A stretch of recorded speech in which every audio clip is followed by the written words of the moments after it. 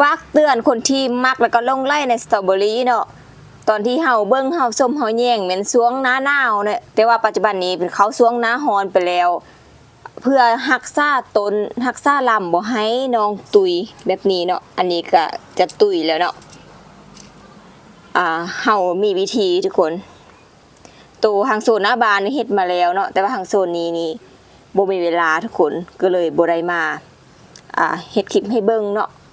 กระท้าว่าเฮ็ดคลิปให้เบิ่งโดยเฉพาะเนาะเพราะว่าจะบ่ได้เข้าใจยากมันซะเนาะคือตัวนี้เป็นตัวอย่างเลยเวลาที่ช่วงหน้าหนาวนี่เพิ่นก็จะงามเนาะก็จะมีความอากาศเย็นว่าซั่นซะ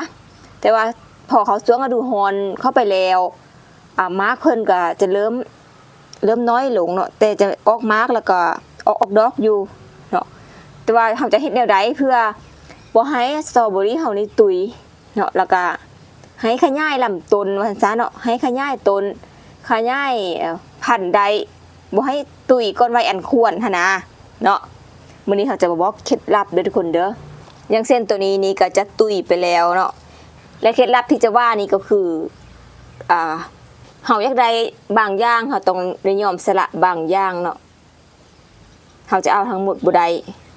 คือตัวนี้เลยเนาะเห็นบ่มาร์กลายเนาะดอกกำลังจะขึ้นมาใหม่เพื่อจะรักษาลำต้นไว้ให้งามแล้วก็ขยายพันธุ์ต่อไปเฮาจำเป็นต้องได้ตัดทุกคนตัดมาร์กตัดดอกทิ่มบ่ต่างหยังกับดอกไม้เบี้ยน้อยหรือว่ากกไม้กกน้อยเพิ่นยังบ่พร้อมที่จะให้มาร์กให้หน่วยหรือว่าบ่พร้อมที่จะรักษามาร์กรักษาหน่วยมันจะเสียพลังงานหลายจะเสียธาตุอาหารหลายว่าซั่นซะแล้วก็บวกกับช่วงนี้เป็นช่วงที่ร้อนแดอากาศร้อนเขาฤดูร้อนมาแล้วเนาะมันต้องได้ใส่สารอาหารใส่พลังใส่ทุกสิ่งทุกอย่างเลยเนาะเพื่อมาเลี้ยงมาร์กนี่นะแต่ว่าเฮาจะสละมาร์กในมื้อนี้เนาะเพื่อเฮาจะรักษาลำต้นไว้เพื่อเกี่ยมขยายพันธุ์เอาไว้ไปปลูกในปีหน้าเนาะเพื่อให้มันออกมาออกผลในช่วงฤดูหนาวปีหน้ามันก็จะเป็นแบบนี้ทุกคนสำหรับยามแรงเขาจะว่าปลูกได้บ่ก็ปลูกได้เช่นเดียวกันแต่ว่าเฮาจะงดมาร์กเนาะงดดอกงดมาร์กมันตัวนี้เนาะเธออยากให้เห็นความแตกต่างนี่นะธรรมดาเฮาจะตัดแต่งแต่โดนแล้วแต่ว่าเฮาไปตัดอยู่โซนหน้าเนาะแล้วเฮาโซนนี้เฮาจะอัดคลิปโดยเฉพาะนะเริ่มตัดแต่งทุกคนตัวนี้นี่มีความเสี่ยงทุกคนว่าจะตุยหรือบ่ตุยเนาะแต่ตัดใบตัดที่หมดทุกคนเนาะใบที่นี่ก็เอาออกธรรมดานี่จะดึงเงาแบบนี้เนาะดึงอันนี้นะออกนี่ถ้าว่าดึงใดเนาะดึงใดก็จะดึงแล้วส่วนที่เป็นมาร์กมีเห็นบ่มันจะเขียวๆยืนบ่แต่เฮาจะบ่ไว้ใจเด้อเนาะเพราะช่วงนี้มันบ่แม่นฤดูของเพิ่นว่าซั่นซะตัวนี้เฮาก็จะตัดเลยทุกคนตัดเลยเด้อเนาะสังเกต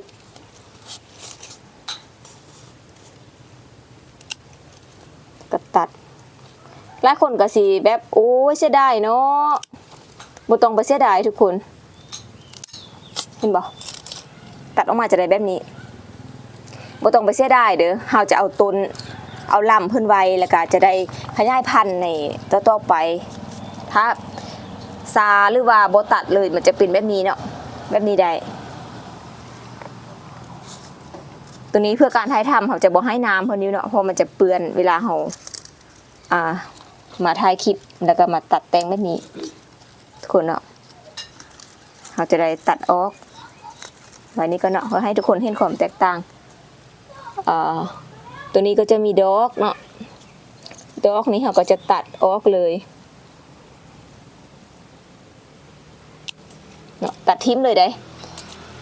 ข้อคนที่ใจแข็งเนาะเพราะว่าถ้าใจบ่แข็งนี่จะบ่กล้าตัดนะทุกคนเนาะเขาคนที่ใจแข็งถ้าใจบ่แข็งนี่จะบ่กล้าตัดเห็นบ่มักสตรอเบอรี่แล้วตัวนี้ก็เส้นเดียวกันทุกคนเห็นบ่มาร์กสิมันมีมาร์กเลย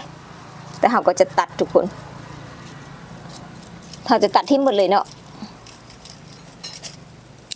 นี่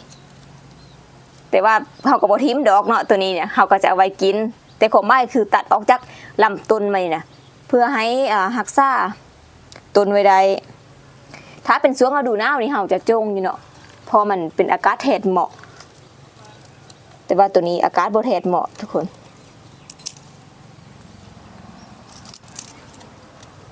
ให้เพิ่น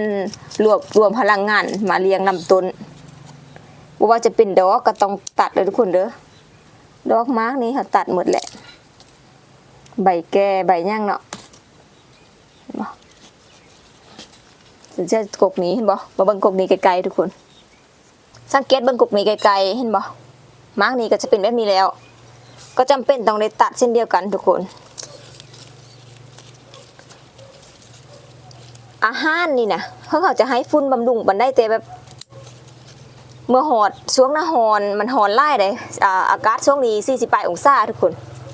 เนาะ48องศาเพื่อบ่อยากซื้อแนวพันธุ์ใหม่เพื่อบ่อยากเริ่มต้นใหม่เนาะเพื่อบ่อยากเริ่มต้นใหม่เขาจะซื้อมาปลูกเทื่อเดียวแล้วเขาก็จะกินตลอดชีวิตทุกคนขยายพันธุ์ต่อไปจะบ่ปล่อยให้มันตุยก่อนเนาะตัดแบบนี้ง่ายๆเลยแต่ว่าท้าภายใจบ่แข็งนี่ก็คือว่าหยุดเลยเนาะอันนี้นะบ่เฉพาะแต่สตรอเบอรี่เท่านั้นพืชอื่นๆก็เส้นเดียวกันทุกคนถ้ามันยัง